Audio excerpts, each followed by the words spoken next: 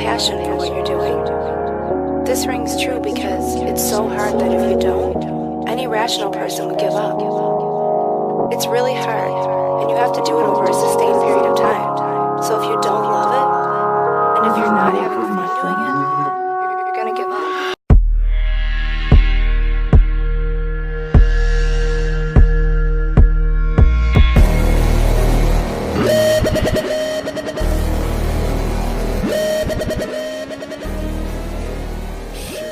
So welcome to another episode of Jonsuntitledpod podcast.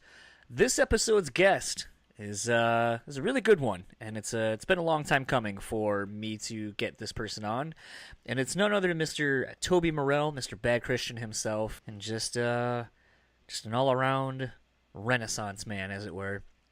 And speaking of Renaissance men, I have Mr. Daniel Terry with me. How are you doing today?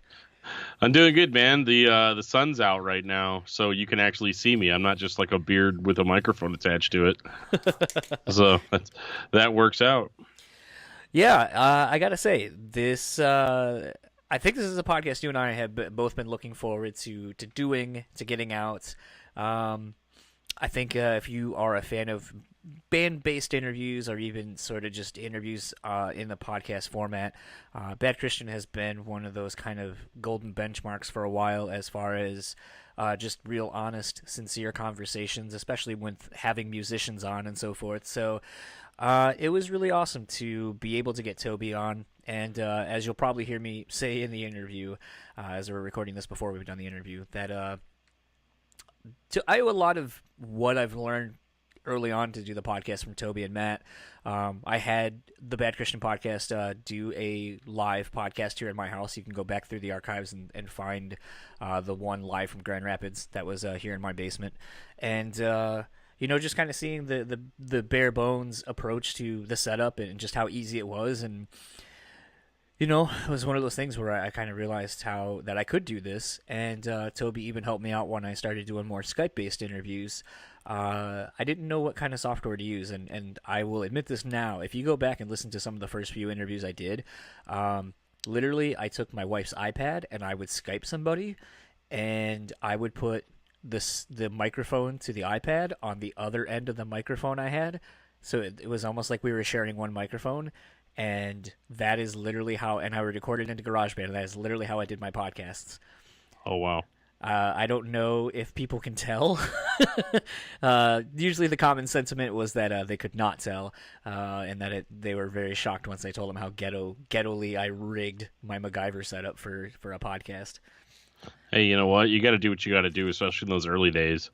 I mean, I had no idea what the hell I was doing, probably even a year ago.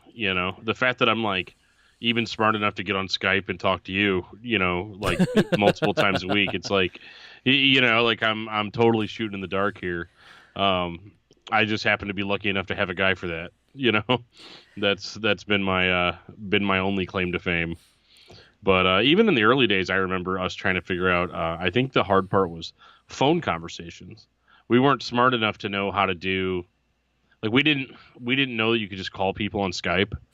We thought that you had to so for a phone. So we installed. I remember I spent at least like 4 or 5 hours at Joe's house, and we ran phone lines down into the studio and everything. And we have that really nice setup. And it's funny now because we've only ever used that like once or twice. Right. And any other time we're like, it makes so much more sense just to use Skype. But we are proud of that setup because it sounds really good, but it's so antiquated and it doesn't matter, and it's that kind of foresight, you need somebody like a Toby to help you out on stuff like that, because, they are, when I started listening to the Bad Christian podcast, I mean, I'd always been a fan of Emery, but the Bad Christian podcast was kind of the first podcast I heard that was like really freeform, like before that it was very like, a lot of podcasts were just like straight, when did you get your first guitar? What is your first intro? Like it was just like a rapid fire. It was like reading a magazine interview, but you would just hear it, but like with Bad Christian, that opened the door to other types of more freeform podcasts, and is really kind of one of the podcasts that got me into wanting to do it myself eventually. Yeah, it's It's been a long journey, listening to the Bad Christian podcast grow, listening to, I mean, I think that's the thing that's kind of fun, especially if you are a fan of a podcast, and I guess it correlates to a band, but when you follow something for a very long time, or in its infancy phases, I guess, for speaking to the podcast, it was kind of fun to see the format, as it kind of were, slowly develop. I think this podcast has got a format now. I think, basically it's here's intro music, here's us blabbing for 5-10 minutes, and then an interview, and then we talk more, and then a song plays, and that's it. But it's funny that if you go back and listen to my first couple episodes, it's it literally was just here's the interview. And that was it. There was no, I didn't know how to do other things. I didn't know. It's a learning curve. It literally is a sonic learning curve that you are hearing someone figure out in real time or pseudo real time. But yeah, like I said, Toby, I remember having the hardest time figuring out what program works, what I should use. Everything points to different things. Other things say that, contradict other articles. And when all you're just trying to do is get a very basic understanding of what to do and how to do it the best you can for a nominal amount. And Toby's like, oh, well, we use this program to record our Skype and FaceTime calls. And I was like, oh. And it's he didn't have to do that. Any of the information that Toby has given me to help my podcast, he didn't have to. I mean, I almost equate it to, again, being in a band. There are band people that will tell you, hey, by the way, look out for these things, or hey, don't play a show with these guys, or hey, play a show with these guys, or the band never deal with this promoter, yeah, John Beatty. Never deal with him. Yeah, yeah, he pays you too much. Right. But it's one of those things where, to me, you see examples where people try to keep things close to their chest but don't want to give you any of the secrets that they've learned along the way. And that's fine. I totally understand it. You all learned your own things along the way. But at a certain point, I think the humanity of it all is it's a fucking podcast. There's no need to squirrel away your secrets about what you use to record this phone call, because it's not like I'm going to be well, now that I got this Skype recording software, taking all your interviews away from you. No, come on. That ain't going to happen. Yeah, I've got to build a rapport with all these labels and publicists and artists, and but once I do that, then I'll be fucking competition. Yeah, it's so funny to me. But you know what? In my experience, I found that most of the people that I've worked with, yourself included, John, have always been very, willing to, dude, let's all go out and be great together, and that's the attitude that that I've really picked up from almost all the other podcasts I've worked with, and even the artists, man, the idea that a lot of these artists are dude, if you ever need anything, or you need a guest spot, or you just want me to, to advertise some shit for you, just let me know. It's cool. Speaking of advertising new things, I would be remiss if I didn't bring up the controversy surrounding Emery's new album cover for Eve. What do you want to talk about first, the butt crack or the rosary? I was listening to the Bad Christian episode that they just dropped earlier today in regards to the album cover, how it came about, and so forth. And we're definitely going to get into that with Toby, but it's just one of those things where, I mean, sometimes, to quote another podcast I listen to, the Kickin' Ass podcast with Jesse and Andy, Andy from ETID, Jesse always makes the comment, 2018, what a time to be alive, and he'll reference something that's awesome that makes being alive right now really, man, isn't it great that we live right now because of X, Y, and Z? And to me, it's one of those things where it's it's 2018. Isn't it awesome that, a band can still be making music that they love, a band that, means a lot to people, that they're still around, still making music that means something to them, means something to their fans. But then the juxtaposition of it is oh, well, there's a butt crack on this, and my kids might see this. And it's come on, man. That's because there are it's underwear ads on TV. How sheltered do we need to be? It's not sheltered, man. And I really, I really hope that Toby wants to talk about this, but just them being so tethered to the religious market is what's causing this. I wasn't say art. I mean, I guess we'll get into that with Toby, but I mean, sometimes I feel for as much as, and sorry to cut you off too, for as much as it should be known where they stand on things, and it's never doing anything to just so radically go against religion, organized religion of any kind. I feel like there's always a thing where the point is it's supposed to kind of evoke something from you and make you question why you feel uncomfortable about it, which at the end of the day, 2018, if you can't, in light of this Kavanaugh shit that we just went through this past weekend or week, it's one of those things where it's like, sometimes instead of pointing a finger outward and being like, how dare you do this?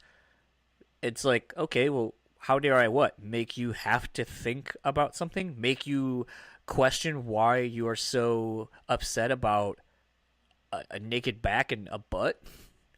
Yeah, and what I was surprised by, and yeah, I mean, I get your point too. Like, why are you so upset that you had to actually use some discernment? And you know what?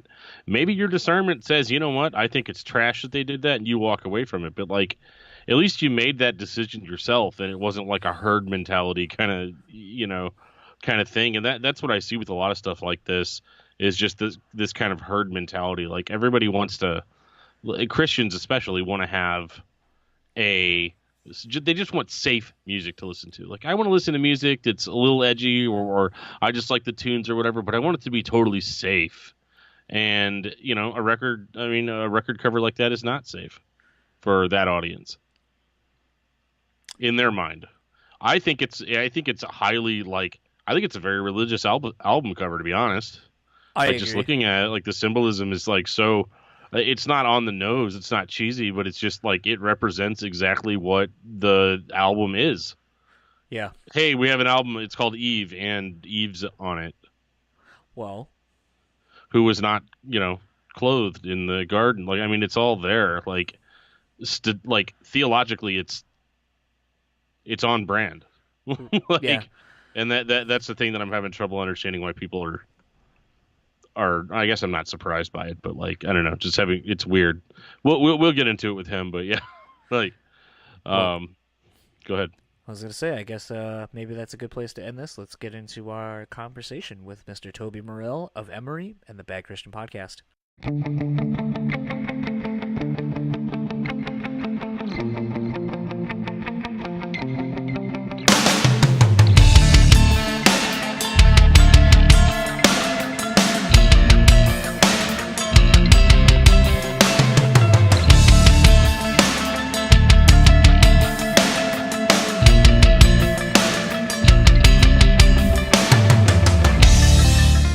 So we have the pleasure this evening of talking with Mr. Toby Morrell, who is 1/3 of the Bad Christian Podcast, 100% of the Unstoppable Badass Podcast, and vocalist for Emery, for Matt and Toby. And if you ever caught his chart-topping Christian single, how are you doing this evening? Doing really good. Thanks for having me, guys. Yeah. So the reason you're here is to talk about Emery's upcoming release, Eve, which comes out on November 9th, which is just coming out through Bad Christian Records, correct? Or Bad Christian Music? Yeah. We so this was the second. I guess it's not the second. Second full length, I guess, we've released with Emery. We've released some remix albums and a few different things here and there through Bad Christian. We were thinking about making it. It was. I guess it is still kind of considered our own label, but we realize it's extremely hard to even break even trying to put out bands and music. It's really hard. We tried to give really good deals to bands, and then we end up with tons of merch sitting in our garage and not a lot of records and CDs and stuff like that. It's just hard to do that. So if you have a huge roster, I can see, you can take some hits here and there, but like us, we kind of just have to put out bands that we call them legacy bands, like bands that have been around for a while. We know that they can sell at least this much, so we can order and get our numbers right. Because it's really a numbers game, especially now with vinyl, because vinyl is so important to a lot of people. But if you don't sell it all, it just sits in your garage, and it does get worse. Like a CD will last, who knows? They'll probably be here, after the asteroid hits. But a vinyl starts, it could warp, it could get, so you got to be really careful with that stuff, especially if you have leftover stuff. So. But this is the second. This is a long answer. Sorry. No, that's fine. It's a podcast. It's the second full length that we have done. We crowdfunded both of them, and it's worked out pretty good. It's a lot of work, a lot of promotion, on our end, but it's all worth it. You kind of get to do what you want. So. I kind of wanted to, I guess let's talk a little bit about the crowdfunding. This is the second record that you guys have crowdfunded. Having had some bands on that have done the crowdfunding thing, a common sentiment between them is that basically it's more of an undertaking than they had anticipated due to the taxes that get taken out of it, the fulfillment of the perks and so forth. So with this being the second one, and with this being the second record that you've done for Emery, what did you learn from the first one that you were able to apply to run this one more smoothly and successfully? That's a good question. I won't say we learned that it's really hard and there's no way around it. So I will say that and it is really expensive. It's funny. Both of our crowdfunds got over $100,000. Like we asked for $50,000 to make a record, and we both got over $100,000, which is awesome. Like this last one maybe hit 120. I'm not sure. It's around that. And that sounds so great. And, from the outside looking in, I can see the person going, man, y'all made a lot of money. It's only this much to make a record. And, you can even make a record in your basement or whatever. But, I mean, it is unlimited cost constantly. Like we do all the flying to where we're going to record. We hire everybody. We do all that. Like just today, we just bought $1,800 worth of cardboard boxes, vinyl boxes to ship the vinyl. Just the boxes alone were $1,800 just to ship, when to do some of the fulfillment. So the fulfillment really gets you.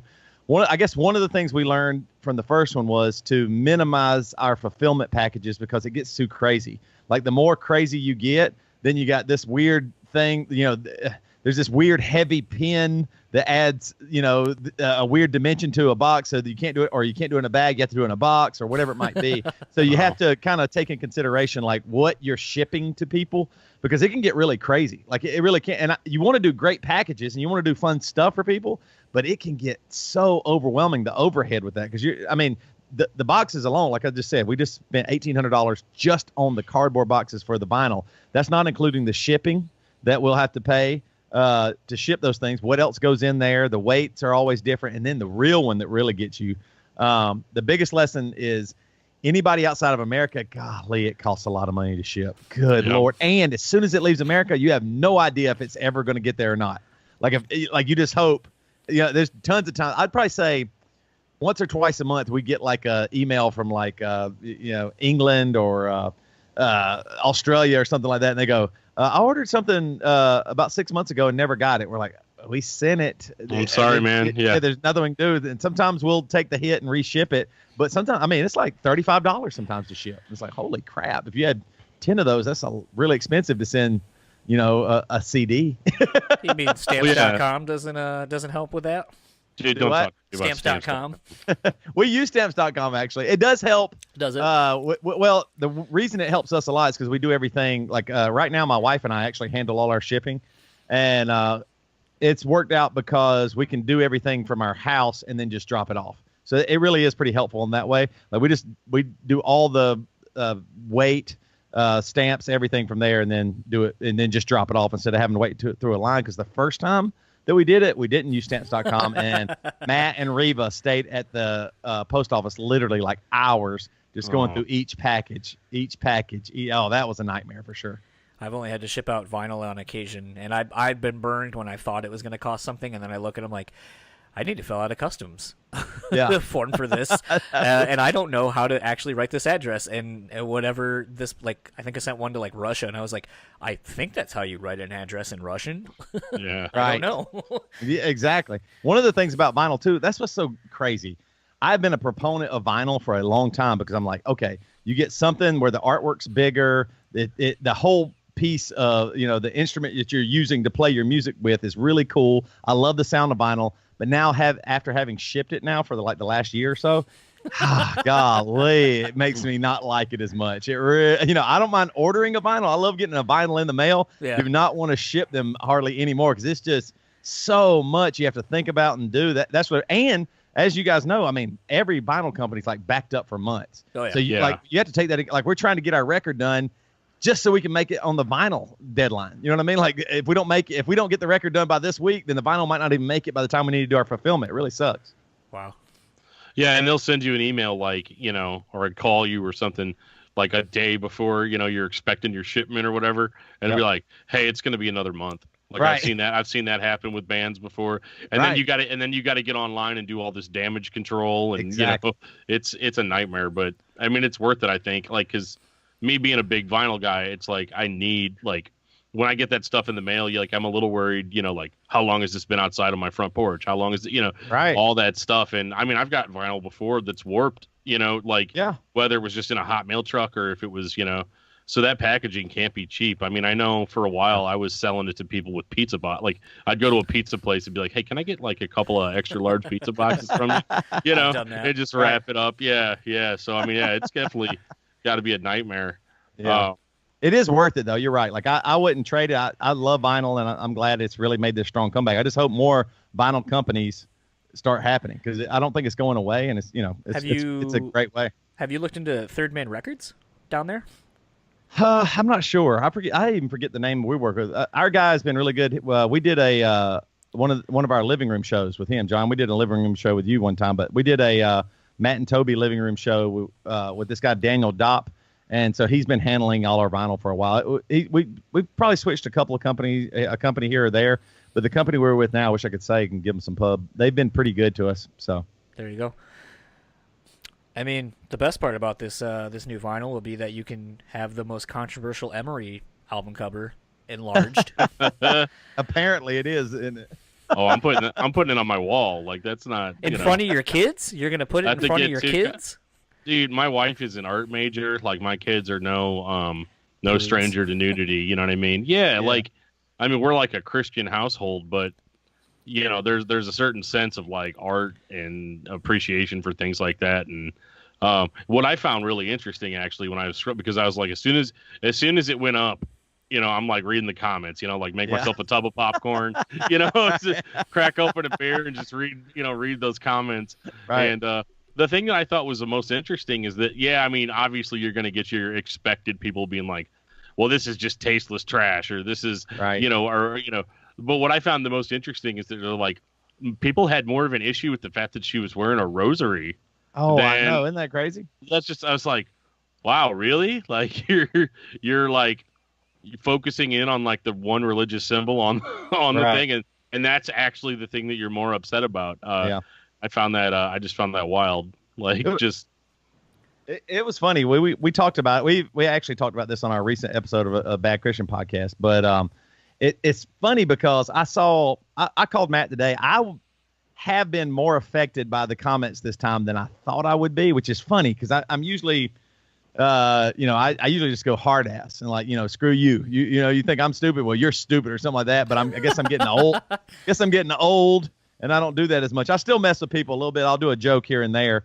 But it's funny because I'm not mad at people because I understand where they came from, because that's where I came from. Like, I came from very strict, very conservative Christian family. Like, I'm sure, like, my family thinks I'm really lost. Like, I know they don't talk about it to me. They just go, well, it doesn't even matter, I guess. But like, they must think, I don't even know what they think about this record. But I mean, it's funny because this is the first time where I realized maybe, like, I've heard, like Sam Harris or maybe some, prevalent Richard Dawkins or some prevalent atheists say, well, the reason why Christianity is bad is because it's held back a lot of progress. And this is the first time where I was like, oh, I really do understand that. Like, we are in 2018 where we are literally trying to be creative, and we're working to a world where maybe all of us will be able to pursue art and creativity and our passions. And it boils down to somebody saying that somebody's butt crack could cause them to go to eternal damnation. And I'm like, it's crazy because you're right. Like, what the thought here is, can you not look at the human body as art? And if you can't, that isn't about the art. That is 100%. That means the art totally did its job. It shook you so badly that you can't do anything. Like, it messed with you so much. Like, isn't that what art's supposed to do? Move you so strongly? Like, it did that. This record cover, which is, for the people out there who hadn't heard it or seen it, it's a lady facing away from the camera. She is naked, but it's done very tastefully. We didn't even do the art. We had no idea it was even going to be like that. We got an artist to do it for us, and it's crazy because we never expected there to even be nudity. I didn't, like, when we were talking to him. He's an awesome photographer, Chris McConnelly, I think is his name. I'll look it up here in a second. I'm terrible with names in memory. Sorry. I don't even know the name of the guy that did our record. Isn't that terrible? I do. But so we never even thought to tell him no nudity because we just figured nobody's going to do that. And then he did it, and I was like, whoa, this is crazy. Not once did I think, oh, I'm going to masturbate this. That wasn't my thought. You know what I mean? That never crossed my mind. My mind was, whoa, what is this picture here saying to me? Like, what is this? Like, I mean, I had to think about it, and I was like, that's really awesome. You know, a lot of our artwork on the other Emery records, I think, has been really cool. And you go, oh, that's neat. That's awesome. But this artwork, you have to wrestle with it, or you have to not even look at it. That's pretty amazing. Like, you don't get that a lot with album artwork anymore. You know what I mean? Like, sometimes there's been some album artwork that has spoken to me, or it meant something, or that's what I think of, when I think of an album, maybe.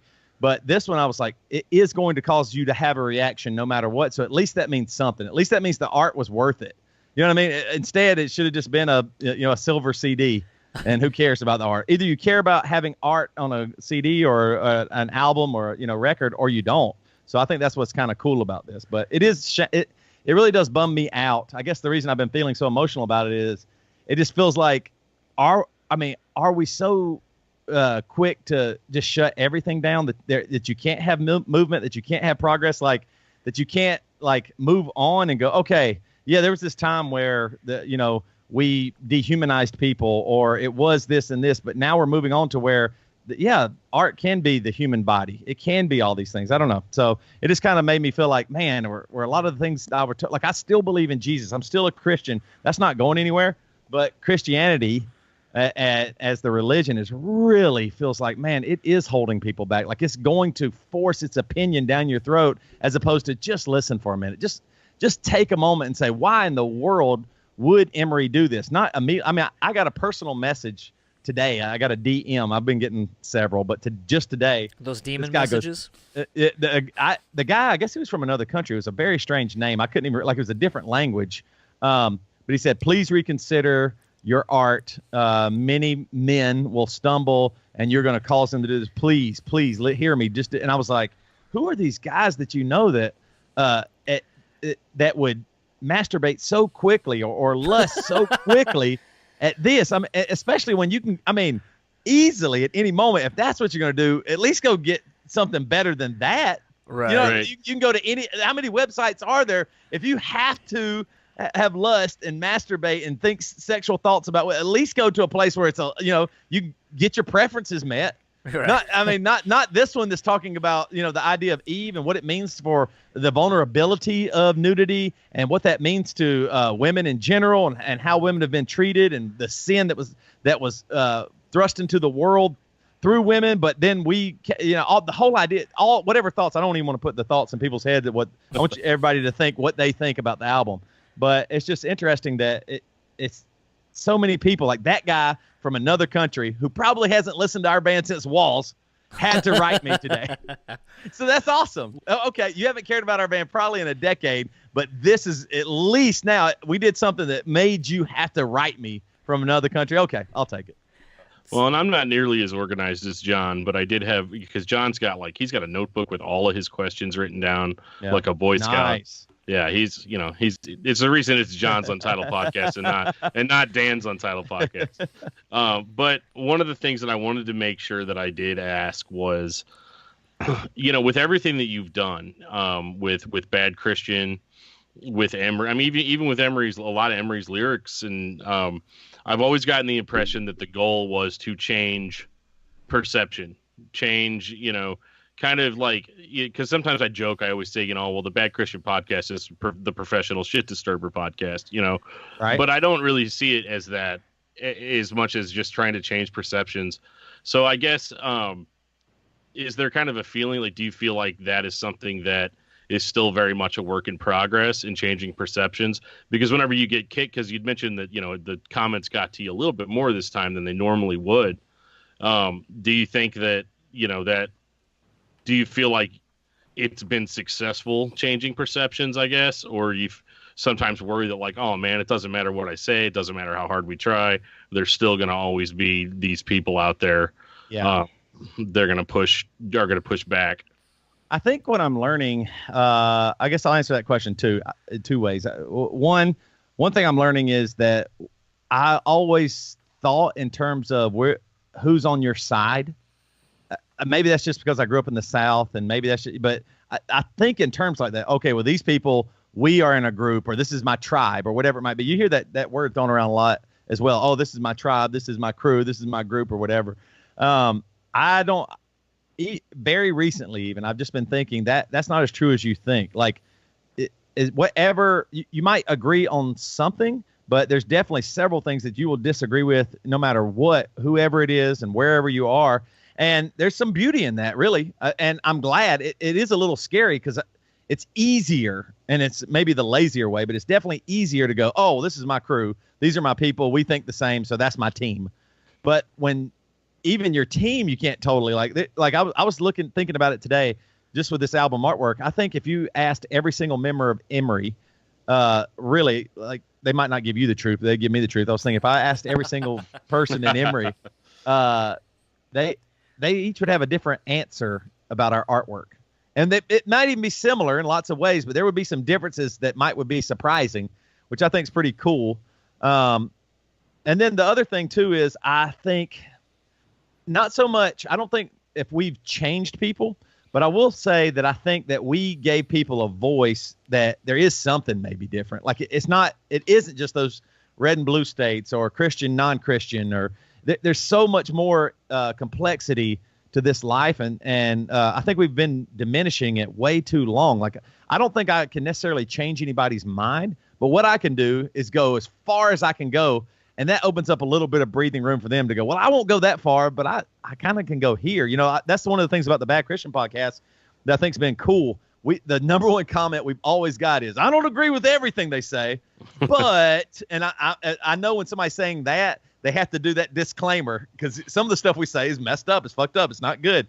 But that does mean, hey, they're kind of with us, and they're glad maybe we're around, because if I can go if I'm a Christian, and I can go as far as I possibly can with cussing or I hate even using the cussing one, but just with things in general that have seemed to be on the edge or the fringe of Christianity. If you can just keep pushing those boundaries, that will allow somebody that would never even get close to those boundaries a little bit of space to go, well, I do think this might be okay. Or maybe I can sit with this person and talk for a little bit. Maybe I don't have to just immediately go pick it or be angry. Like that's the thing, and that's not necessarily me changing them, but it's actually just giving them a little bit of space to go, okay, well, I can think about that. And when we do that, that's exactly the best thing. I'm so happy that is the case, because a lot of people look at our podcast, oh, that's just guys that, they're like Christian Howard Stern. They cuss and make sex jokes and dick and fart jokes and all this stuff.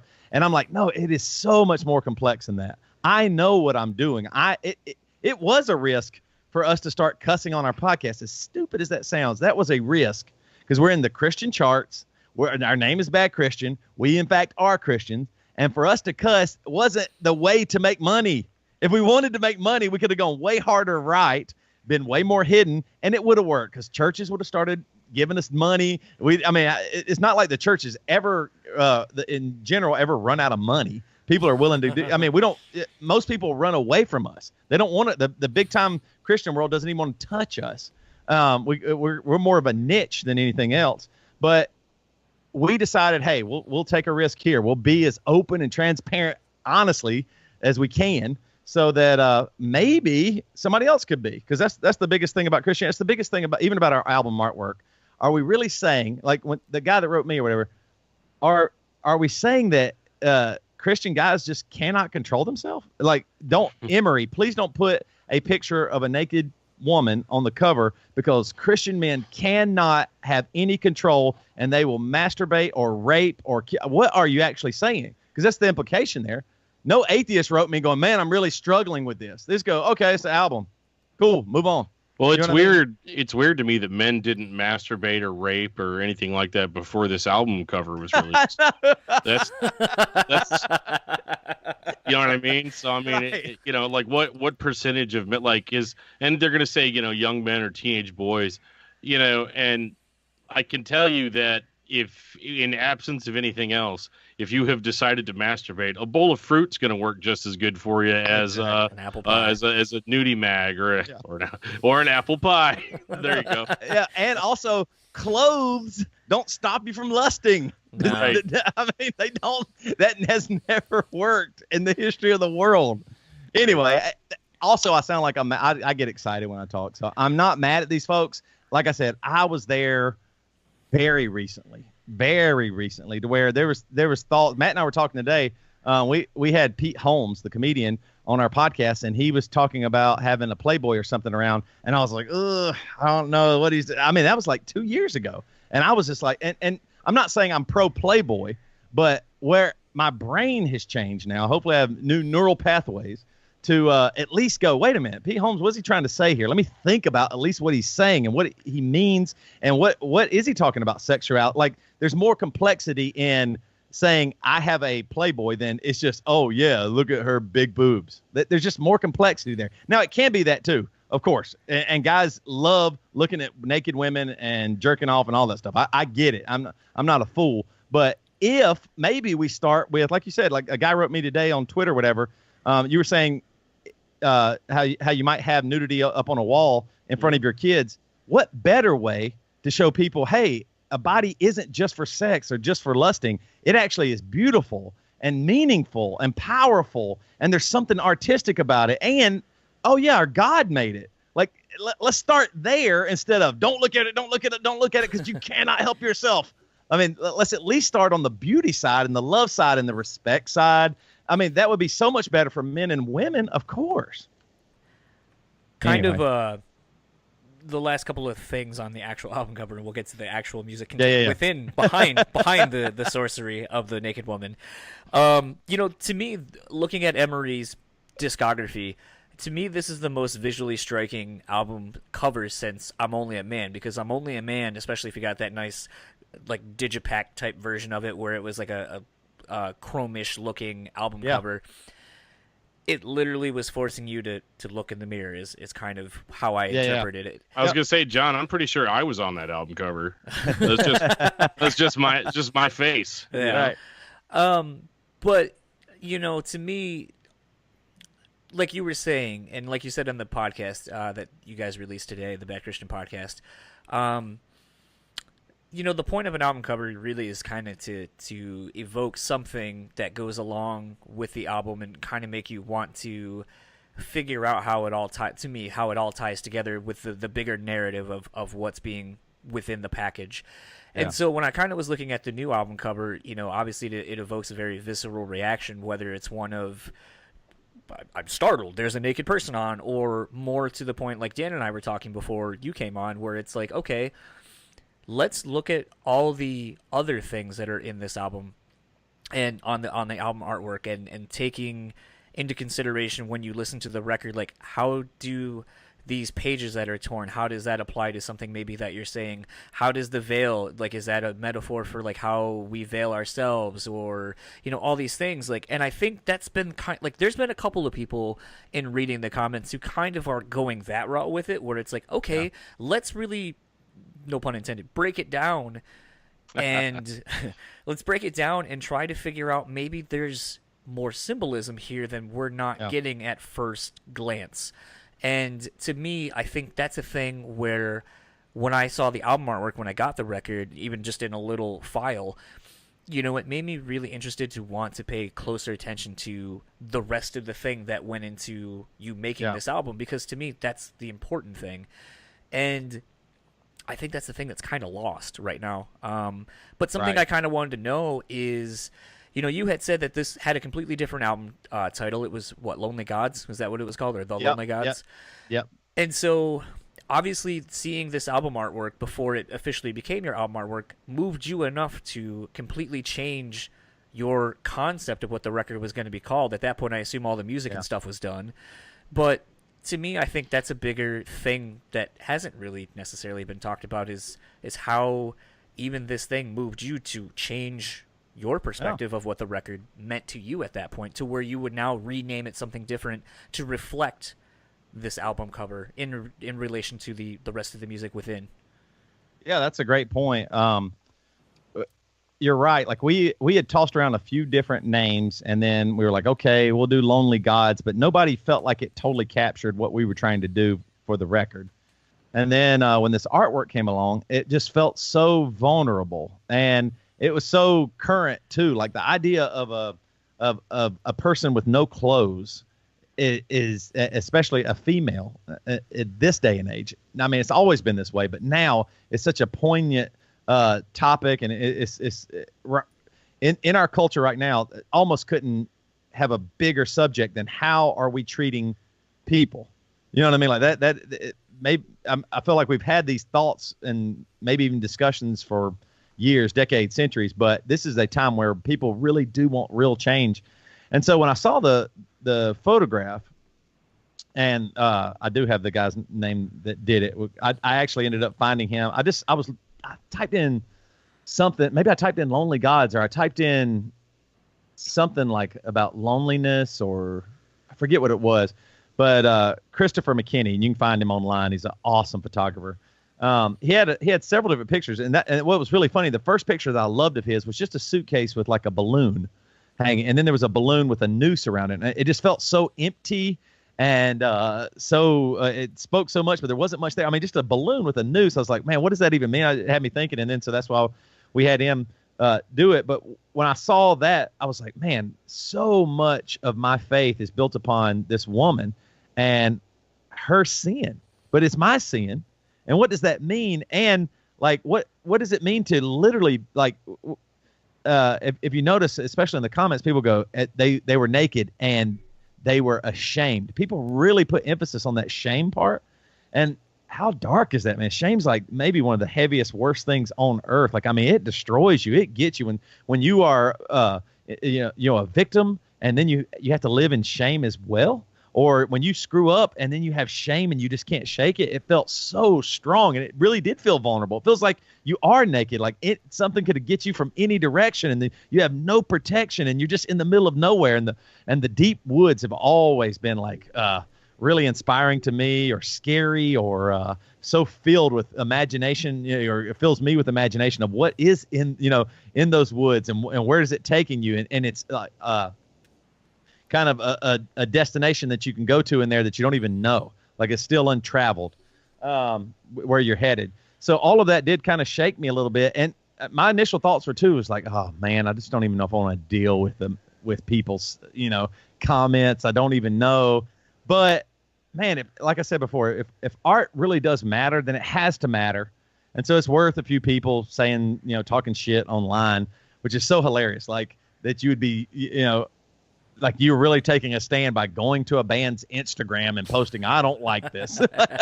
Well, I mean, like, how often they go to all the other, like, there's a lot better places to stop sex problems in the world than Emery's Instagram. Just in case, I'd go there last. You know what I mean? You might could go to sex trafficking. You could go to the dark web and send a mean email there first, right? Something. Yeah, and I mean, I think, there is a certain sense of, God, am I ready to fight this battle, right. over this? But it's also one of those, I mean, your album cover could have been a picture of you guys hanging out with Jesus. Right. And people would have still talked shit on it. Now it's too religious. You guys are coming across way too heavy-handed on this, or you can take it in any direction you really want to. But I mean, one thing I was surprised by too is there is still a lot a lot of positive. Oh, I know. Way more positive than negative, for sure. Absolutely. But as far I was going to say this one last thing too. Sorry. I do want to make clear, like, there was a guy that wrote us today and said, listen, I have such a bad porn problem that it almost ruined my marriage, and my wife and I have been working forever, going through therapy and all kinds of stuff. I just don't want this in my house. So I love your band. Totally fine. Do what you guys want to do, but just don't. He supported the band. He said, don't send me the physical copy, because I just can't have that in my house right now, or whatever. I understand what that dude's doing. I'm not going to send an alcoholic a bottle of whiskey, as a gift to, or whatever it might be. Like, if you don't want that, like, I can understand that, And we said, hey, we can send you just the hard copy CD. You don't have to have the artwork. No problem. I mean, the only thing that's even possibly risque is the very front cover of the album. Nothing else that contains anything but just nature and trees and stuff and the lyrics. So I understand where that guy's coming from, and I appreciated his explaining and say, hey, listen, I understand this, and this, but here's where I'm at. Yeah, of course. I don't want to impose myself on you. That's totally fine. As a result, have you guys, or was there even a debate of having a quote-unquote censored version of the record album? We've tossed around the idea of also sending a sleeve or something, or a sticker that says "Safe for Christians" that you can stick on there, or an Emery sticker like the warning sticker, something like that says Emery. We might end up doing that, and just because people might think it's funny too. So you can stick a sticker over that part and make it a bikini. Yeah. That's hilarious. Yeah, we should do different colors and yeah. Let your kids play with it. Right. I mean, isn't that funny though? Like my daughters play with naked Barbies constantly. My son's always around those. Don't think a thing about it. And at some point, like, are we going to say, hey, now you have to really think about it? And I just want to be careful with that. Yeah. Now, concerning the actual music on the record, admittedly, I only had time last week to listen to it one time. No worries. And but something that me and John were knocking back and forth is just like, it's kind of nice now to be an adult. Like, don't get me wrong, I can still go back and listen to The Week's End and really enjoy it. Yeah. But it's only because I remember being in, high school drama class, yep. Listening to it on, that sort of stuff. Nostalgia, yeah. Yeah, and so it's not that the old records aren't enjoyable, but I can't relate to them anymore. Right. You know what I mean? Like, not on that level. And, something John actually said was, man, it's really nice to have a band that we've been listening to forever put out a record that has grown up with us. And you're putting out the type of music now that we can appreciate as older, older people.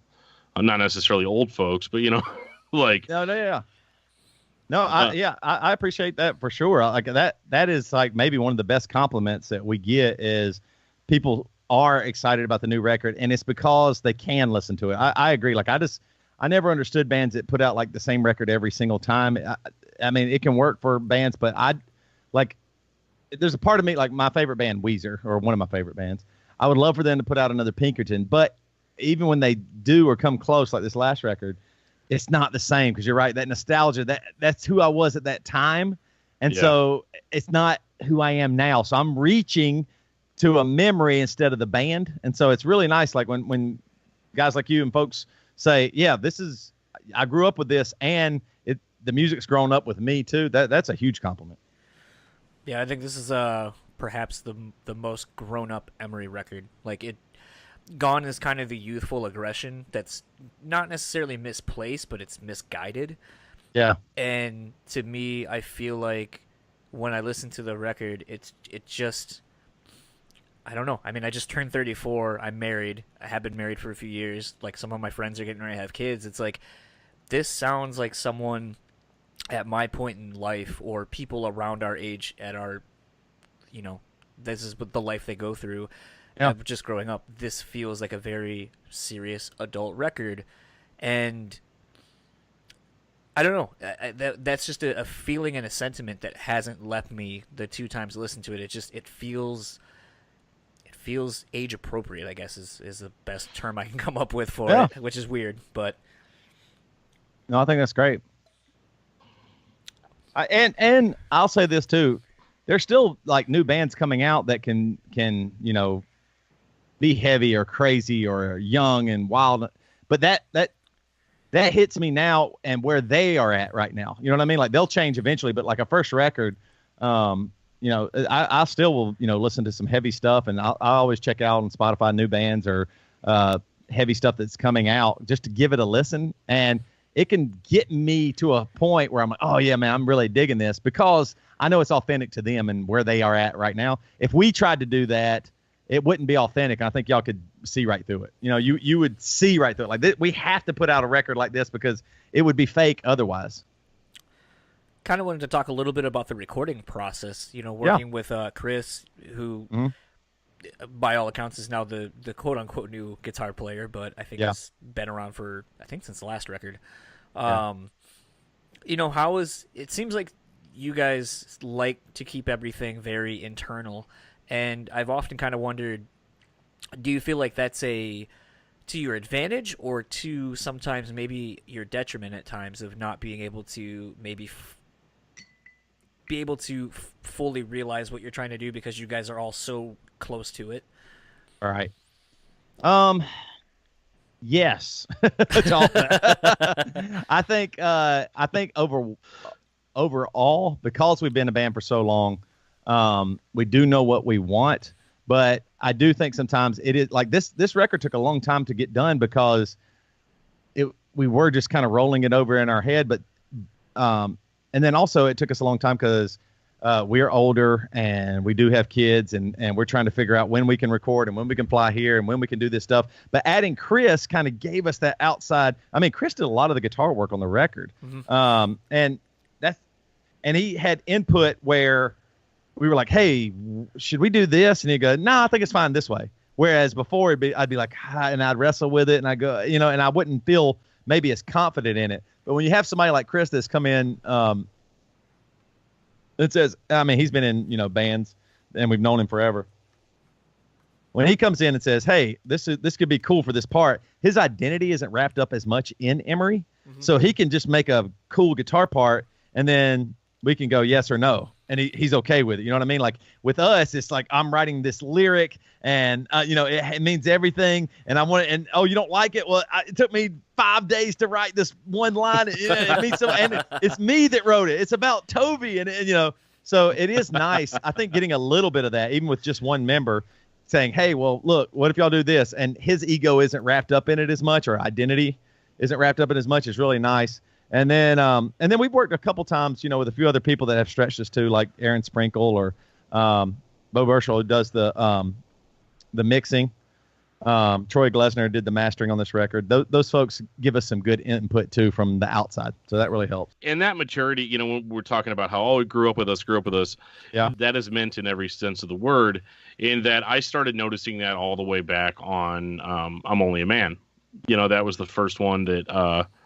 That one really grabbed me because obviously I loved the first two records when I was in high school because how could you not? I mean, it's pretty much a play, But I'm Only the Man was the first one that for me really started introducing those more mature themes, and we're dealing with situations that I could actually relate to, and I've kind of followed that through. All the way, skipping ahead a little bit, all the way to, We Do What We Want. That record for me was such a, it's weird too, because we're talking about how if we decided to go heavy or whatever, it's going to be, it's going to seem fake or whatever. For whatever reason, in that case, it actually worked. That was probably the most aggressive Emery record, overall. And, it's interesting to me just seeing how the band has grown and kind of changed perceptions,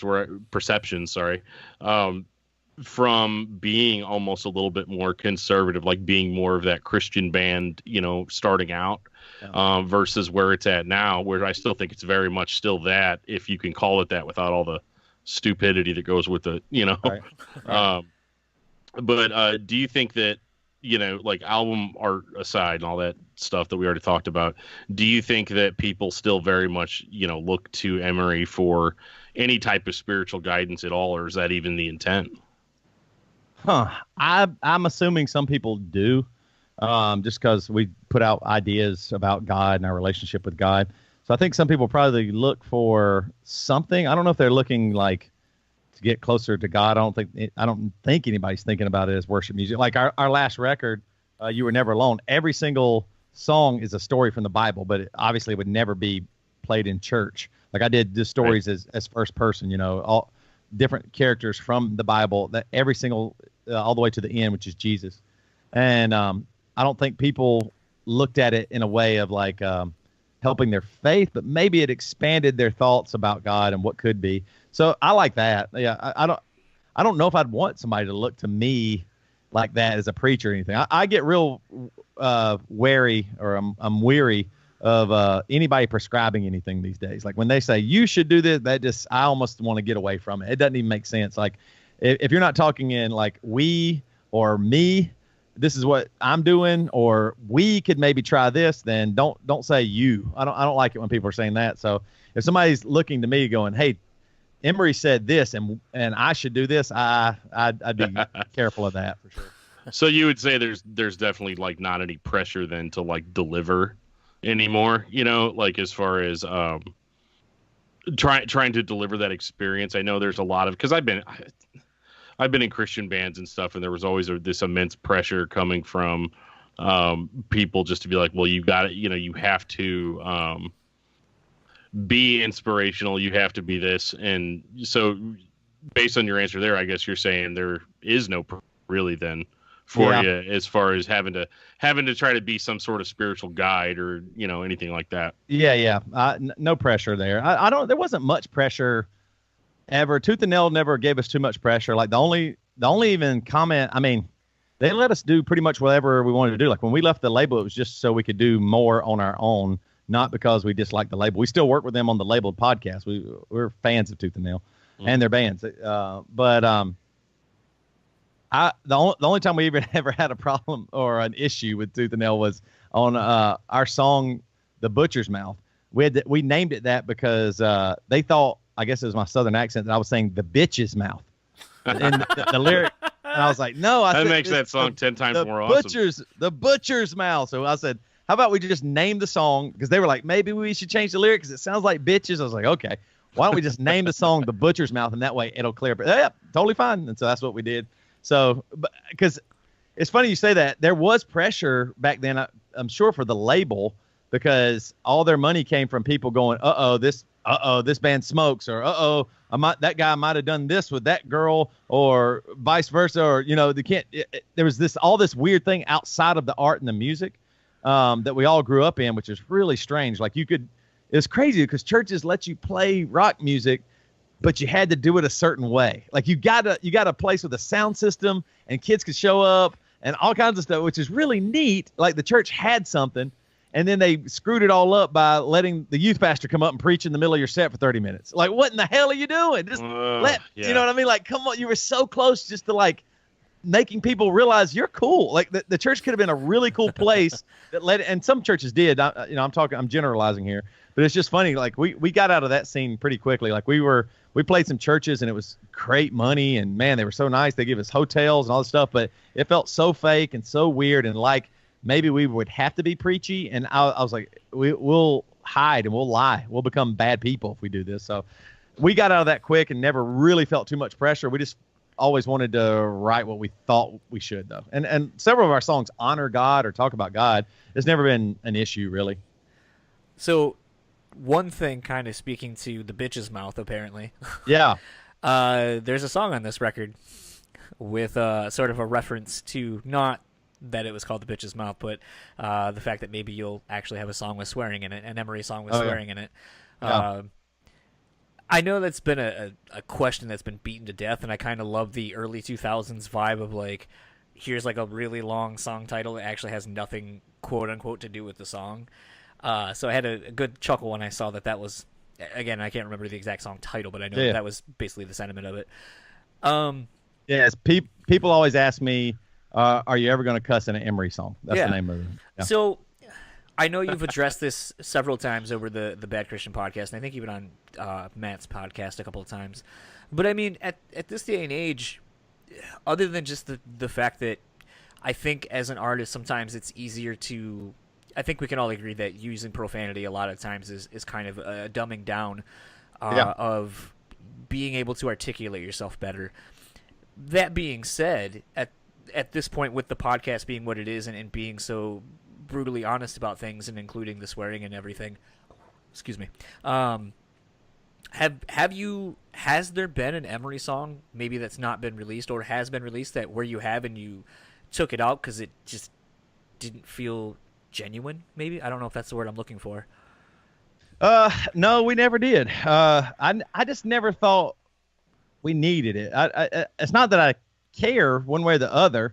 I'm sure Tooth and Nail would have made us take it out, but while we were on the label. But even after that, I just never thought I needed to write. Like it didn't make anything. I thought it sounded tougher not to say fuck.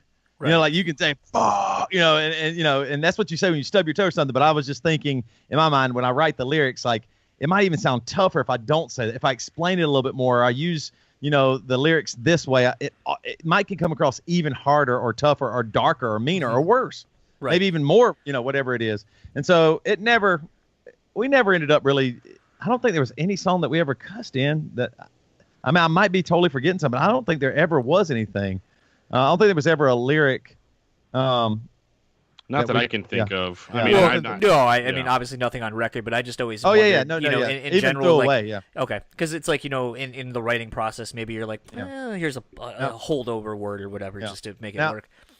Now, in this song, though, part of the reason I wrote this song is just because how important apparently words are now, and everybody wants to control them, and then especially like on the Christian side. And so I do reference S and F in this song. So I'm implying the word shit and fuck, but I don't say it like a good Christian would say. You know, you can go, F that. That's totally okay. Fuck that. You're going to hell. So if you just say the first letter, totally fine. If you say the whole word, but everybody knows what you mean. And then the end of the song is kind of just the global idea of if you control people's words and thoughts, then you actually are controlling them. And that's kind of where I think we're trying to hit. Like especially I see it with comedy and with art, with movies, the way people are trying to control words as if they are like words break bones now, not just sticks and stones. Words break bones, and that's a really dangerous precedent we live in. I'd way rather the worst person in the world be able to say the worst thing in the world, so I know what they're saying. I get to see it. I'm going this way. We're living in that world. I don't want a hidden alt-right guy. I want a guy that's saying this stuff. So I go, no, I know that guy's the bad guy. I know that, you know what I mean? I don't want somebody that hates not being able to say it out loud because I want to know what they're saying. And that's how you get real change, I think. Like if you actually let people say what they really think, you might can get to them and say, wait a minute, this is, you know, you're thinking this way, but what about this? You can present ideas, but if we shut everybody down, especially like in the comedy or art world, really dangerous because you're not going to get to see ideas and people will still have those ideas. You don't shut down ideas. You just shut down the amount you hear them, which is really dangerous. That's how really bad things happen. When you don't know who you're dealing with because everything's hidden, you're in real trouble. Speaking of kind of not knowing what you're getting per se, or knowing what you're getting, something that I thought has been a lot of fun since the last album that you guys have been doing, or Matt more so, has been literally kind of going through the albums and kind of showing the songs in rough idea form, showing it in early demo stages, and kind of as the idea evolves to what you eventually hear, 45 minutes to an hour later. What's been interesting to me, and I was thinking of this more so from the last record, was some of the vocal takes that Matt will, put out there where it's like, listen how funny you sound when you're trying to scream this into this key or whatever, and then, playing around with it. But what's been interesting, with this newer record is seeing how a song like, Everything That She Offered Me, just kind of seeing how far it evolved. And so something, between doing it on the last record and doing it on this one that I kind of wondered is it kind of, is it interesting to see people's reactions to being able to see, the making of the sausage, and, has anyone even offered you like, I think if you would have done this here, or maybe this vocal idea, like when you had the demo, and then you're like, that's pretty good idea. I mean, I know that you're kind of doing that with the vocal challenge before anyone actually hears, what you guys ended up doing on it. But it's one of those that, I mean, people are so incredibly smart and talented. And I think just, a quick search on YouTube or anything like that, or Reddit, you can find a wealth of talent and knowledge. So I feel like when you guys do things like that, that just opens the doors for more creativity maybe on your parts, where maybe you're like, that's a good idea, maybe you can't take it because technically I'd be stealing someone's idea, but where maybe it inspires you to something further down the line. Like I've wondered if, as a result of doing that and kind of being so transparent, and even the writing process of your music, if it's even inspired more music as a result of it, as a result of the feedback you've gotten. I don't know. I mean, I'm sure probably at least subconsciously, yes. I think that it is nice. I think one thing that motivates us too is that the Emery fans do want to hear new music, that they do like what we're doing. Like you guys said, like that we have changed, but you guys have changed too. And so our music changing and growing and maturing isn't a bad thing. It's like a good thing. And it kind of makes everybody go, well, what will they do next? Or what could happen next? Or what could you do?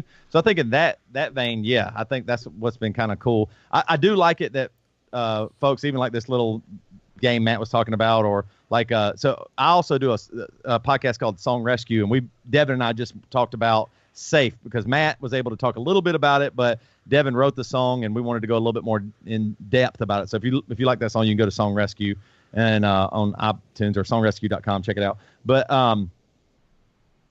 we are able to break down the song, and it's kind of neat because in the past we're always so busy or doing so much and there weren't podcasts. So the podcast actually makes me sit down with Devin, and he explains his lyrics more deeply to me, or he explains, a lot of things to me a little bit more deeply. And so that's what's kind of neat. Like I'm getting to hear from the artist a little bit more than I have on other Emery. Like I didn't talk to them about my lyrics for, Ponytail Parades or Studying Politics. I never talked to Matt or Devin really about that. We talked about it musically. Hey, this would fit better, or change this, or okay, we are going to add a bridge or a chorus here, third chord, whatever it might be. But we actually talked more too about our decision making, which is really cool. Like hearing why Matt wrote a guitar part this way, or why Devin sang this way, or why I did.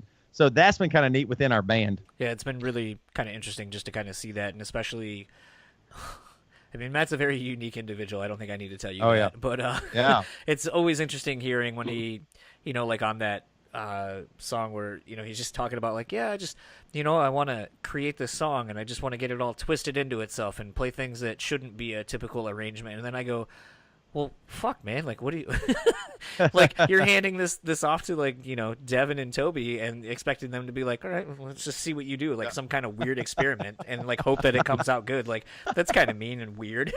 Yeah. It's probably because we trust each other, too, though. He knows he can try something like that, and we would go with it, so. Right. That was what's so funny, like, on the first song on the record, it has the craziest change, and I was like, how in the hell am I supposed to sing to this? Like, what am I supposed to do? But I just liked it so much. I was like, I got to do something. Oh, you're gonna send me this? Wait till you see what I do. You know what I mean? Like, guys one up in each other or something like that. So it works out. By the way, I can't wait to actually get this record fully, because what is it, track 4 and 5 that lead into each other? Yeah. Waiting for them to load. I keep thinking something's wrong, and I'm like, what the fuck is wrong with? Oh, never mind. It's loading the other song that it's supposed to piggyback up into. I have the same problem. I'd still only have the record in Dropbox. So So I'm gonna switch gears a little bit here on moving from the band into podcasting, because it's one of the things that I find the most interesting about the Emery story is how you've ballooned off from just being a band to basically being this. I mean, you have to look at it from my perspective, almost a multimedia empire. I mean, well, yeah, multimedia for sure. I don't know about the empire part. Well, yeah. from my perspective, because I mean, you're in a pod. You've got the Bad Christian Podcast is 414 episodes. Yeah, which we call in the industry a shit ton. And whenever you went into this, I mean, did you, especially with the content, with the vision, and I think the vision's been clear since the beginning, of what you guys were trying to do. And did you think that it was going to, like, I mean, did you think that it was going to catch on the way that it caught on? No, I guess I can't say that I did. I thought it could do well. I hoped it would do well.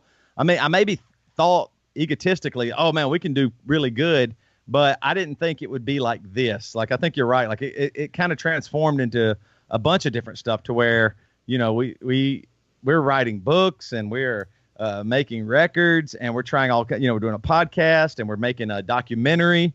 It has been, I didn't see all the different avenues that we would take or get to take. So that's pretty cool. Like it's kind of crazy that we get to do this. Like Emery had, was it last year or the year before? I guess it's 2 years ago now. Shows in Australia, and they asked, could Bad Christian do some stuff? And I was like, whoa, Bad Christian is going to Australia too. And so, I was like, that's really crazy. Like it isn't only just the band anymore. Like Bad Christian in some ways has surpassed Emery, like with, some of the influence that we've had in certain circles and stuff. So that's been kind of neat to see. I didn't think it would turn out this way. Like you said, it is multimedia for sure. Yeah.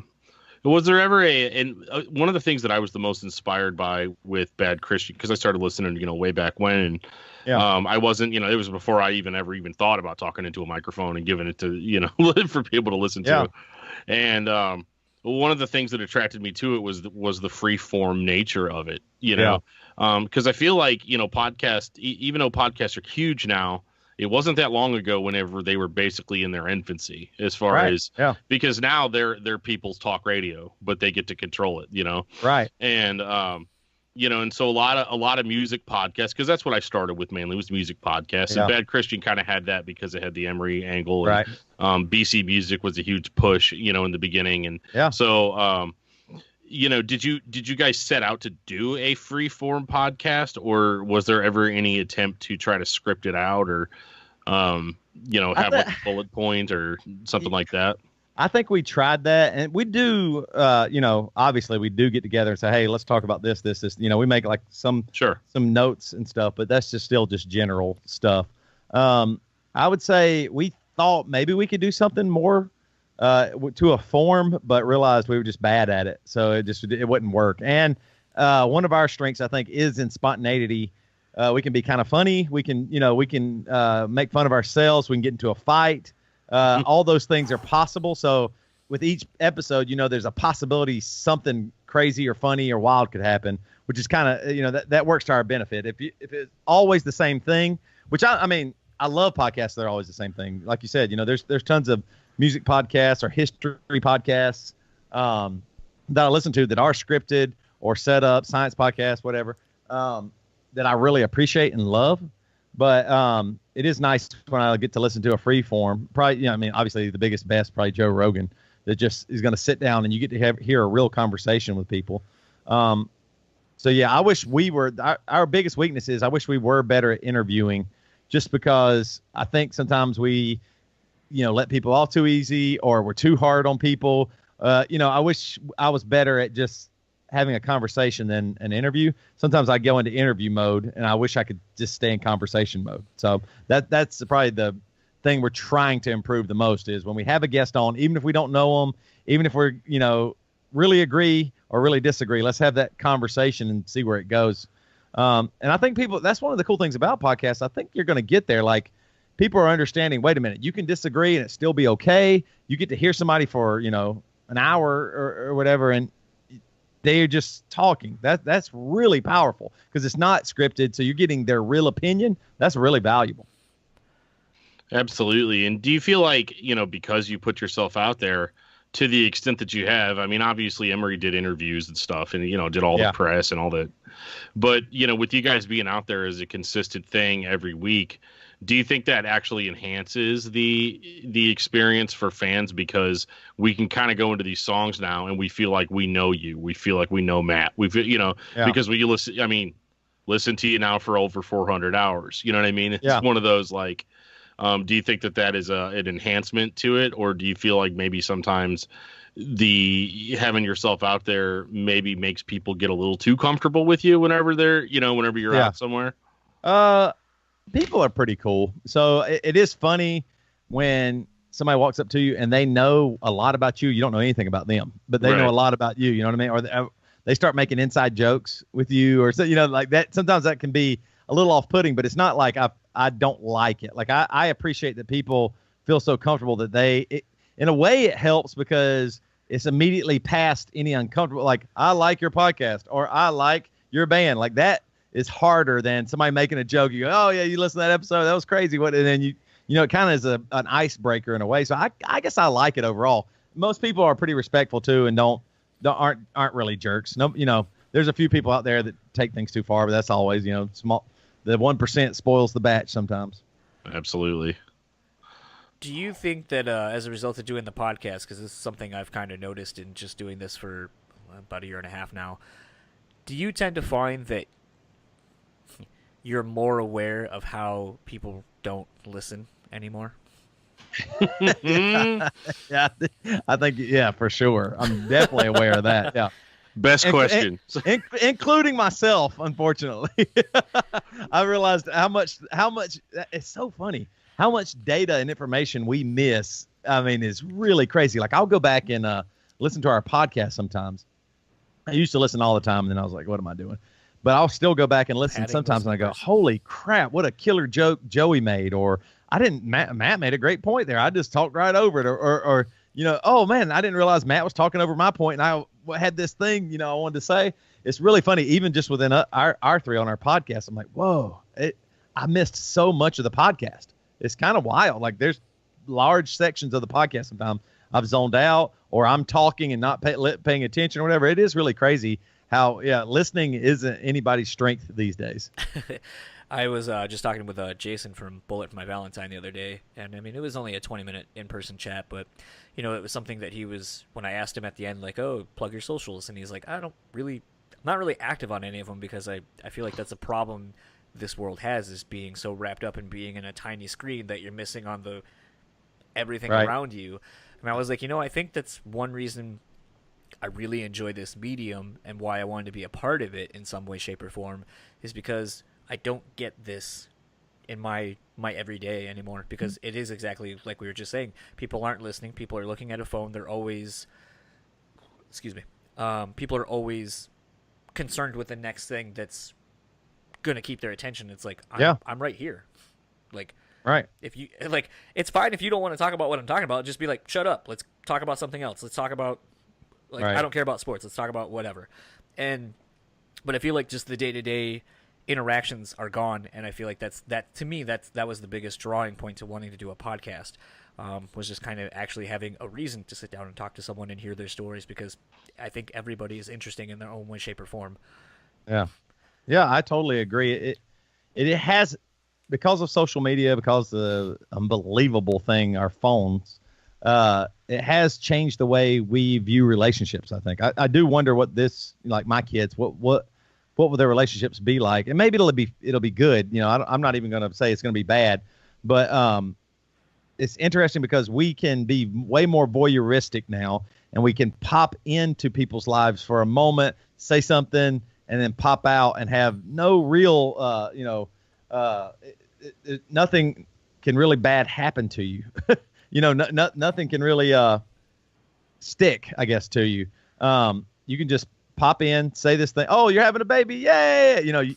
And you might hate that person, or you don't care about their baby, or, whatever it might be, but you can just hop in, or you can hop in, say something really mean, and just go, walk away. There's just, nothing sticks to you anymore. And so it makes it harder, because in front of somebody, if you say something, you have to handle it right then. You have to talk about it. You have to figure it out. You have to either forgive each other or fight or whatever, all kinds of things that's actually you're needed to help you grow as a human. But when you just are on that virtual world, it's so much easier just to hop in and out of everybody's life and not really be a part of anybody's life, really. So kind of the last few questions, so that way we're not taking up too much of your time tonight. Yeah. Kind of piggybacking off of that, as you were just saying that kind of made me pop this question in my head, and I don't know if you've ever talked about this on Bad Christian. I can't recall it. But do you feel like, because of the social media world we live in, how do you feel like that's affected people's perceptions of their faith? Does that make sense? I don't know if I asked that correct, like in a good way. Everybody now gets a voice, and everybody shouldn't have a voice. I know that sounds mean and terrible, but and I'm a proponent of everybody having a podcast. I think everybody should have one and talk. I'm saying, when I say everybody has a voice, it just means like at any moment you can hear somebody say something, and like we were just talking about, it might not even mean anything. Like they might just be saying it to be mean, or to just fake be nice, or whatever it might be. And so I think the same way is people are saying things just off the cuff. Like, I think a lot of the comments about our new album artwork are just somebody that saw it and immediately said something, just vomited it out. And I don't know if they're even really meaning that. Right. Like, they might have just, who knows if they had a bad day, or they just, something's bad, or maybe the guy looked at porn last night and he's feeling really mad, so he's going to take it out on Emery or something like that. And so the way, I wonder if that's how they interact with God too, though, like they're interacting with God like, oh, this is what everybody is, so this is what God is now. Like, oh, 1,000 people liked this, football player that stood for the flag during the football game. That must be what God is, or like it's strange. So I'm worried that it's getting diluted, maybe, and that you're just taking a weird group of people's momentary reaction as if that is real relationship. So that's the danger there. Like any relationship, as you guys know, is going to, sometimes be a tug of war. It's going to be a give and a take. And you don't have to do that with virtual reality. I don't know. It's going to get really strange in the future with like AI and stuff. Like, I don't know what's going to happen with all of us, because if everything is just like all your emotional needs, your selfish needs and wants, maybe even your selfish wants and desires are met, I don't even know what it'll be like to go back to a organic human relationship. I don't know what that'll be like. You know what I mean? Like when you can come home and have a robot wife or robot husband, and they love the same music you do, love the same TV shows you do, know the exact joke to make you laugh, know what you love in bed. You pop in a chip and they can play any drum to any song you want to play guitar to. You know what I mean? Like the perfect podcast co-host or whatever, Once there's that AI, one of y'all's gone. One of y'all's going to be fired from this podcast as soon as AI gets there. You know what I mean? It's really crazy. So right. I don't know. It's going to be interesting seeing what I've been kind of just calling it like organic relationships are going to look like in the future.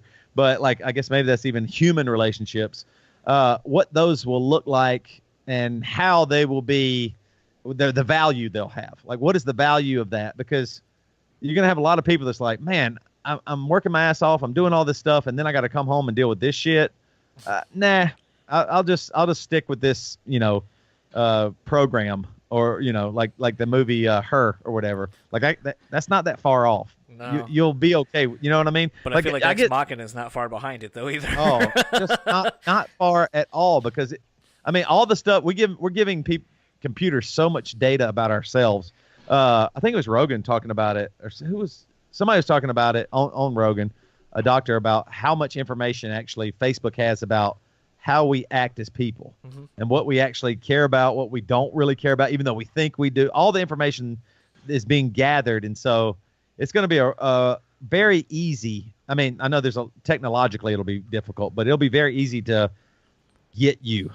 A computer will be able to get you and understand you. You're already seeing it with Alexa or marketing. It knows what you want. You go, okay, it's not there yet, but it will be. That's why that 23andMe shit really freaks me out. What, the DNA stuff? Yeah, because it's like, like someone was talking about it. They're like, oh, I did this thing. I was like, cool. So you could be framed for a murder. And they're like, what? Right. And I go, you just took a cotton swab, put it in your mouth, right? Send it somewhere. And I go, how do you know someone's not like cool? And now you're right. Yeah. You're in a database now, man. Like you're 100%. Your DNA is in a database. Yeah.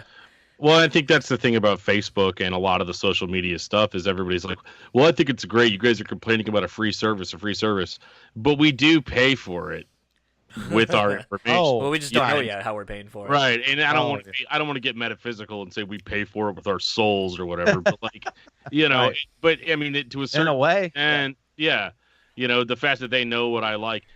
Seriously, like me and John will be having conversations, about stuff on Messenger.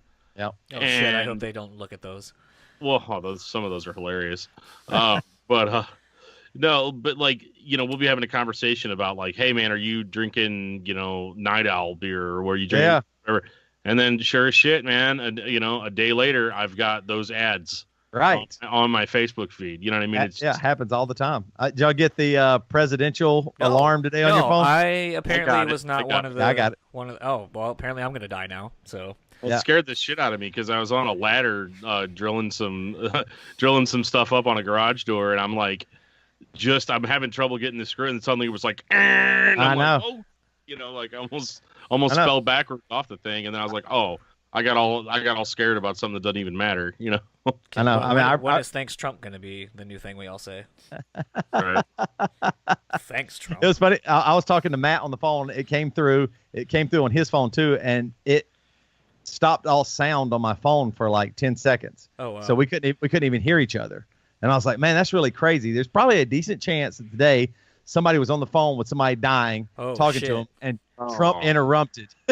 And they didn't get to say the last words they wanted to say, or you know what I mean? Or like somebody might have died hearing that alarm today, just as a test or whatever. I mean, and that means it just goes through no matter what. And a lot of people are saying, I didn't even check, but a lot of people are saying you can't opt out if you're in. No. Like you can't even opt out. No. Golly, what a crazy time we live in. I wouldn't want to live in any other time in history. I love it that I got to grow up and see the 80s, the 90s, and now it's so wild. I love it.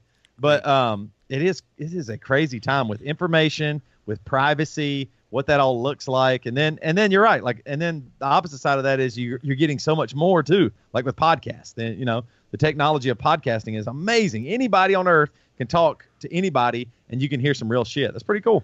Yeah. So pre-orders for Eve go live on Friday, the 5th, as of when we're doing this. What are some of the bundles that you guys are going to offer? Do you have that all figured out yet? Reva does. I don't know if I know, to be honest. You can just go to like emerymusic.com, or I wonder if I don't think it'd be eve.com. Yeah, go to adamandeve.com to find out. Promo code Bad Christian. We'll send you a gift too explicit to even talk about. If you liked the cover, wait till you see our website. We have we have the interactive cover for only $500. Oh my God! I think the website is actually called LP7 or Emery LP7, something like that. But you can go and find out about it and get everything there. Or when it comes out, just stream it as much as you can on Spotify. That definitely helps us. And then iTunes, Spotify, all that. Where can people find you and or the band? Yeah, best place probably Facebook or our Instagram. I would love it, anybody listening, to join our Bad Christian Pod Instagram. I've been trying to grow that. We do little funny bits and stuff on that. So you can, Instagram's a good spot to find us. It's Bad Christian Pod, or you can go to Emery Official Instagram or find us on Facebook. That'd be good. And listen to the Bad Christian Podcast. And join the BC Club. Yeah, and then lastly, I always like to end these episodes out with a song. So what would you like me to end it out to? End it with Safe. All right, well, Toby, thank you very much for coming on and talking with us tonight. And again, the new record, Eve, comes out November 9th. And go check out everybody on the Bad Christian Roadshow with Emery Sherwood, BC Pod, Tyson Matzenbacher, and Vocal Few. Tour starts November 11th in Nashville, Tennessee, and ends November 17th in Louisville. So, Dan, maybe you can head over there and go catch a show. Louisville's 5 hours for me, man. Hey, make the trip. I just drove 5 hours to see Zayo in Indy. Yeah, so no excuses. No excuses. I got no gas, man. All right. Well, thanks again, and thank you again. So that was our chat with Toby Morrell of Emery and Bad Christian Podcast. Dan, you were a part of that conversation. I know. Holy shit, right? I won't get a text from Alfonso going like, "Where was Dan?" Yeah, Dan he's just not attached. He's a part-time podcaster. That's his problem. But no, man, that was a good chat. Like, good and long. Those are my favorite types of chats. And it's kind of like you get three podcasters in the room. It's bound to happen. It's bound to take that long. Yeah, it was funny because like when leading up to the chat, I know you and I had been messaging each other with like questions we had and so on and so forth, and like I was kind of nervous, to have Toby on, not because I thought it was going to be bad, but just more so that it'd almost be like if we had Joe Rogan on the podcast to me. Like I think like you said, in the conversation, Bad Christian is at the level where.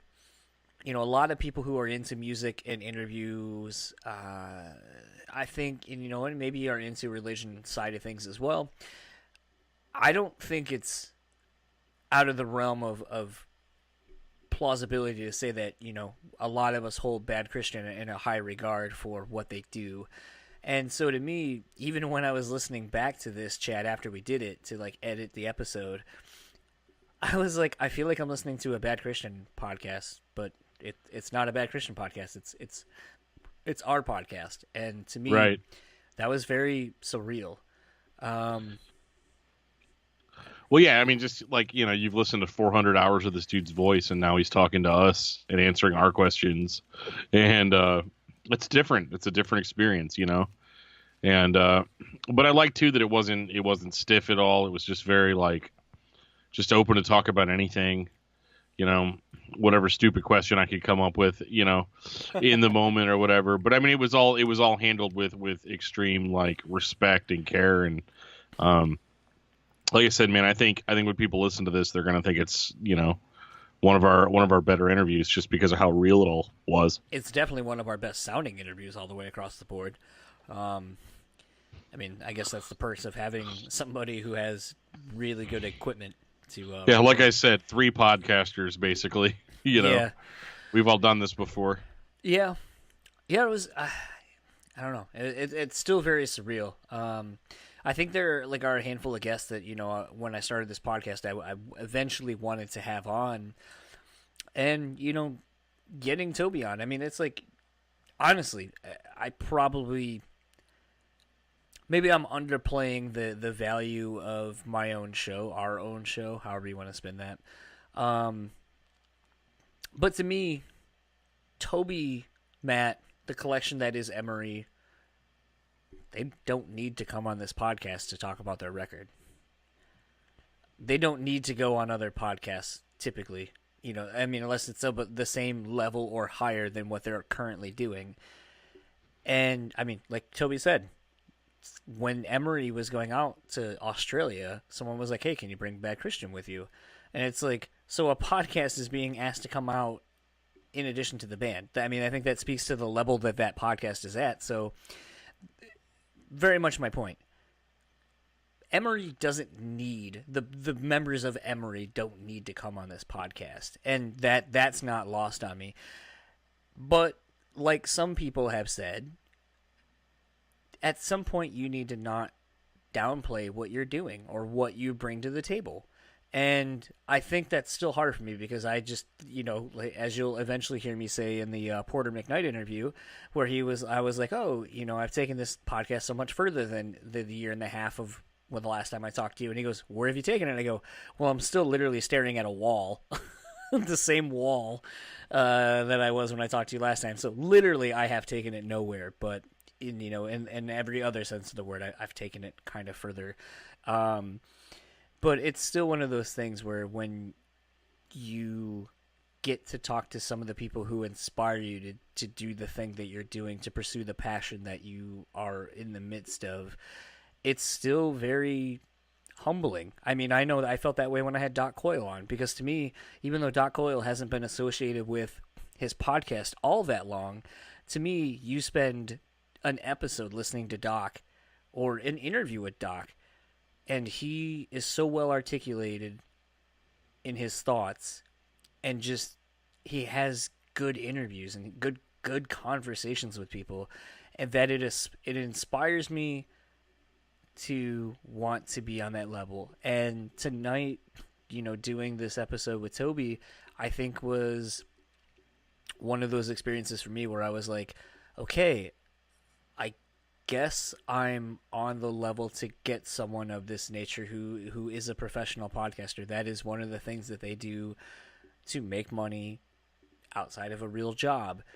And to not feel like I wasted their time was kind of surreal. Yeah, absolutely. Just being given the time of day and it being like an actual serious thing. It's not like a favor they're doing to us, Like I said, I love it, man. I love the candid conversation, and I love just the I don't know. I love the candid conversation. I love the back and forth. I don't know. It's hard to put a feeling or put a word on it to describe it if you haven't experienced it. You know what I mean? Just it's not even that I feel like I'm on the same level as a Toby or anything like that. That's not what I'm getting at. but it's just being given the time of day is a good feeling. Yeah, I guess that's more or less a very instead of the 3-minute long diatribe I just went on. I guess that's the more concise way to say that. Yeah. I mean, it's just again just being given the time of day, being treated, like with respect, and like I said, every question that we asked, even if it was dumb, was just handled with the utmost care and actual thought. Like there was a little bit of let me think about that for a second, or I love that. It's so much better than getting just canned answers from people that, I have to make sure I say this exact thing on every single interview that I do because it's all about brand recognition. I think the biggest thing we had going for us is the fact that the album artwork had just come out a day before. So a lot of this not scandal. A lot of these issues fans were having are still very omnipresent for Toby, the band, the Bad Christian podcast, and so forth. And honestly, I didn't know we were going to spend 35 minutes talking about that, just the album artwork. But like I said, when I went back and listened to the interview, nothing felt, like you said, nothing felt forced. Nothing felt like we were harping on any one thing. Like it flowed really well. And I think that's the thing that sometimes when you get a longer form chat like this, it's like lightning in a bottle, kind of like you're just like, wow, holy shit. And part of me at first, like when we were done with the chat, I kind of was like, well, we didn't really talk about the record a whole lot, I don't feel like. But then when I went back and listened to it, I was like, but we talked about it in an abstract way that I feel like still makes you want to hear this record if you've not heard it. Yeah, I mean, people are definitely missing out if they haven't heard it, Like it's a big thing. I hate to say it. I mean, I know it sounds so stupid, but like it's more than just the artwork controversy. And I think that's what's eating up all the press about it right now. And I think that's almost doing it a disservice. Yeah, I think the fun thing about this chat is I feel like it's really indicative of this corner we've turned in the last couple episodes. The episode, even though it was only a 20-minute episode with or 20-minute chat, I should say, with Jason Bold of Bullet for My Valentine, looks like we're going to be talking to JS from Pitch Shifter, which very unexpected. Like I've been saying, I have the interview with Porter McKnight from Atreyu already in the can, and I'm still working on the audio issues from my chat with Vincent from the Acacia Strain. Unfortunately, I just don't think there's really any way of salvaging the interview having a bunch of band background noise, which sucks. But I think at this point, like I said, if you've heard the Phil that remains, if you've heard the Phil from All That Remains, that's his old Twitter handle, I believe, or it still is. But if you've heard, the episode I did with Phil from All That Remains, if you heard the episode I did with Blothar from Guar, I think at this point you just kind of understand background noise is just going to happen. But it's still, contrary to what it may seem like, it does actually bother me when you can hear it. And, yeah. And it also looks like, as far as we just got to line up the time, but Dan and I will probably be talking with Mark from Chimera about the upcoming documentary that he is putting out called Down Again. And yeah, there's a lot of great interviews that we've done and are doing and about to do. And I feel like it's one of those things where, I don't know, I just feel like we're hitting this show is just hitting an interesting stride right now. I don't know why I feel like it's happening right now, but I feel like we're just in this really locked zone of just putting out good quality content, and it's got me excited. It's kind of like, we're at the tail end of this year, and I feel like, by all accounts, like it looks like we're just going to be doing a lot of cool shit from here on out, and I guess that's the point. I mean, I hate to compare it to the Bad Christian podcast as a whole, but I mean, like, something that I really enjoyed about Bad Christian was just like, when comparing what I wanted a podcast to be, just seeing how they were just consistently growing and making quality content. That's what I wanted to do with this podcast. And I feel like having Toby on kind of is that benchmark, like where it's like, okay, I'm going to put my flag here, and this is how far I've come at this point. And, you know, we're a year and a half into this podcast, you know, lifespan. And it's like, okay, I just got someone on that, like, made me want to do this. There's the flag, like, in this long journey of, hopefully this long journey of where the podcast goes. Yeah, man. I hope it's a long journey. I hope we're talking. I hope it's a long journey, and you know, I hope that we're going to be talking about our 400th episode. You know, at some point, you know, and it just be a really natural thing, you know, and just hopefully people really, hopefully people are going to latch onto it and the stuff that we're bringing. You know, hopefully people find it interesting and enjoy listening to us talk about it. You know, on top of that, not just participating in the conversations, but having conversations on top of it. And if you would like to keep up with everything going on with Emery and their rollout for their new record, Eve, which comes out November 9th, just head over to emerymusic.com. You can find the pre-orders that are going to be going up or have gone up at this point. When we put this out, the pre-orders will have gone up a couple of days before. But if you would like to keep up with Emery, you can go ahead and do such at facebook.com Emery. Instagram, as you heard Toby said, they want to build up their Instagram page. Go to Emery Official, and that's also the Twitter handle. If you would like to keep up with Toby himself, you can find him on Facebook. You should be able to find him if so inclined. And if you want to find him on Instagram, it's under The Unstoppable Badass, his other podcast that he has. And if you would like to follow him on Twitter, you can do such at Toby Joy Joy. All one word, no spaces, for you Ren and Stimpy 90s fans. And Dan, where can people follow you? You can follow me on Twitter at Discuss Metal Dan. You can find me on Facebook under Daniel Terry, and my other podcast, Discography Discussion, you can find at discussmetal.com. And if you would like to keep up with all things the podcast, you can follow us on Facebook, Instagram. Shit, I forgot to do all the other things. Hold on. And if you would like to keep up with our show sponsor, you can find The Bean Bastard over at thebeanbastard.com, The Bean Bastard on Facebook and Instagram. And if you would like to keep up with our show partners over at Moshpit Nation, you can do such at moshpitnation.com. Facebook is simply Moshpit Nation West, capital M-I. Twitter and Instagram are Moshpit Nation, as always. And if you would like to keep up with all things the podcast, you can do such at Facebook, Instagram, and YouTube at JonsUntitledPodcast. Tweet at us at JonsUntitledPod, and email us at JonsUntitledPod@gmail.com. We're going to end this episode as we always do with a song, and as you heard Toby say, he wanted us to play it out to Emery's newest single, Safe. So again, if you dig this song, go and grab their record. Comes out November 9th via Bad Christian Music or Emery Music, however you want to look at that. And if you want to look at the album cover, feel free to do that. Leave a comment, whatever. Do such over at the Instagram page, though. Help them grow that. And once again, thanks to Toby Morrell for coming on. Honor, the privilege was all ours over here. So without further ado, here is Emery, and we will talk to you next time.